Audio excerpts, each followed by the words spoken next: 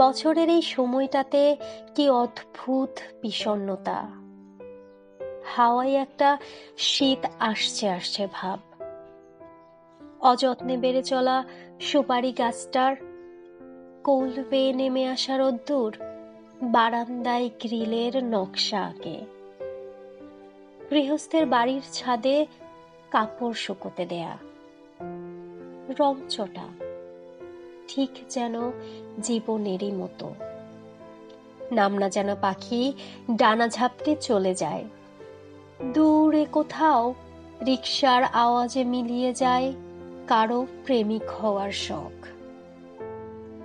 বোকা মানুষ চোখ বন্ধ করে, হুবহু দেখতে পায় তার ফেলে আসা ছেলেবেলা, ক্লাস 11-এর বন্ধুর দল, শেষবারের মতো ব্যবহার করা লাল রঙের সাইকেলটা। কারা যেন বাবা মায়ের চোখের জল মেখে পড়াশোনা কিংবা কাজের সূত্রে শহর ছেড়েছিল, তাদেরও আর আগের মতো ঘরে ফেরা হয় না। জন্মদিনের পায়েসে পিঁপড়ে ধরে,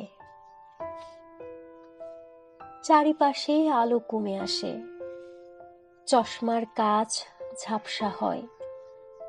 রোল খেতে খেতে যে দুটো মাঝ বয়সী ছেলে মেয়ে সারা জীবন এভাবেই একসাথে থাকার প্রমিস করেছিল, ঠিক 2 বছর পর ওদের আর দেখা হয় না। একটা কুকুর শুধু চেনা পাড়াটা ছেড়ে যেতে পারে না, তার বড্ড হারিয়ে ফেলার ভয়। কিন্তু মানুষের ভীষণ সাহস।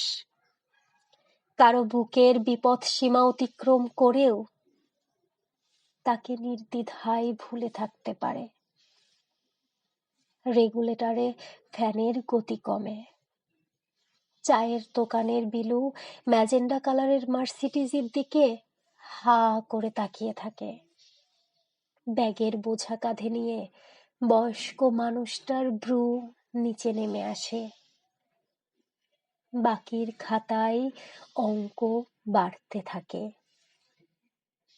ওপাড়ার বিয়ের সানায়ে ক্ষতিগ্রস্ত হয় কারো দীর্ঘকালের স্বপ্ন।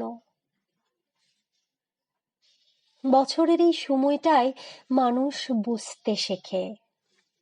শীতের দমকা হাওয়া জোর করে মনে করিয়ে দেয়, এক জীবনে আমাদের সব কিছু পেতে নেই।